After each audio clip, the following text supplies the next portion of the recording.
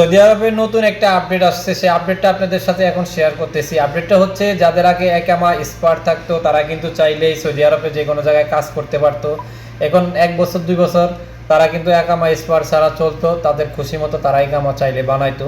কিন্তু এখন সেই সিস্টেমগুলো একেবারে চেঞ্জ হয়ে গেছে। এখন নতুন আপডেট সৌদি আরবে আসছে, আপনার ইকামার ডেট আছে, হয়তো রাত 12টার পরে আপনার যখন ইকামা ডেট চলে যাবে আপনাকে এক্সপায়ার দেখানো হবে, এবং এই 3 মাস সময় পাবেন। এই 3 মাসের ভিতরে আপনি কাফালা হতে হবে অথবা দেশে চলে যেতে হবে।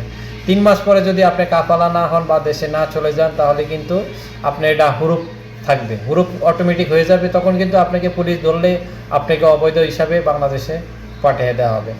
তবে এই জিনিসটা সৌদি আরবের জন্য ভালো হয়েছে, এবং বাংলাদেশি যারা প্রবাসীরা এইভাবে কাজ করতেন তারা কিন্তু এখন আর চাইলে কাজ করা যাবে না।